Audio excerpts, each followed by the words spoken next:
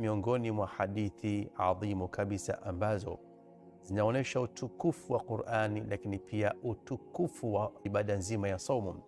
Ni hadithi mashuhuri ambayo laiti tukizingatia tutapenda sana ibada ya saum, lakini pia tutapenda sana kusoma Qur'an. Tutakuwa na uradi maalum wa kusoma Qur'ani, tutakuwa vile vile tunafunga ikiwa saumu hiyo ni saumu ya mwezi mtukufu wa Ramadhani au saumu mbalimbali ambazo zinakuwa nje ya Ramadhani, kama vile saumu ya Jumatatu na Alhamisi, saumu za masiku meupe au al-ayyam al-bid, na saumu lillahi subhanahu wa ta'ala, na saumu mbalimbali ambazo mtu anapenda kujikurubisha kwa Allah subhanahu wa ta'ala. Pia mtu atakuwa ni mwenye uradi wake maalum wa kusoma Qur'ani. Katika hadithi bwana Mtume Muhammadin sallallahu alayhi wasallam anasema, as-siyamu wal-Qur'anu yashfa'ani lil-'abdi yawm al-qiyamah. Saumu na Qur'ani zitaomba idhini kwa Mwenyezi Mungu Subhanahu wa Ta'ala siku ya Kiyama, zimtetee mtu wake au ziwatetee watu wake. Yaqulu as-siyamu ay ya Rabb inni mana'tuhu at-ta'ama wash-shahawati bin-nahar.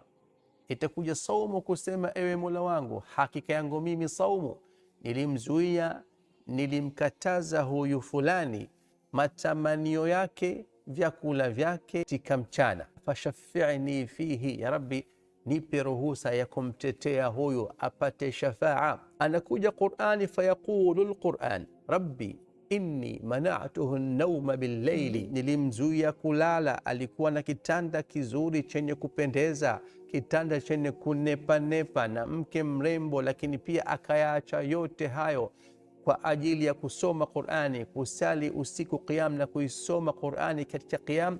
Rabbi fashafi'ni bi rabbasi, nipe ruhusa ya kumtetea.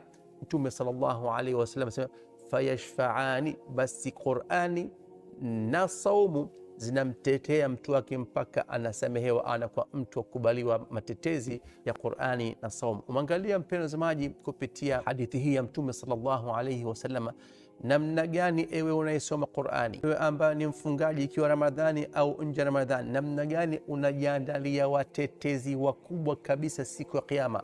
Qur'ani itakuja kukutetea kwa sababu uliishi nayo, ukawa unatekeleza amri zake, unaacha makatazo yake, lakini pia ukawa ni mwenye kujizuilia matamanio ya dunia hii, ikiwa ni chakula au vinywaji au matamanio mbalimbali, mke mrembo, labda mume mrembo. Yote hayo hayakukustua wala hayakusimua, bal ulishikamana na Qur'ani, ukawa ni mwenye kufunga. Sasa bila shaka wewe umejijengea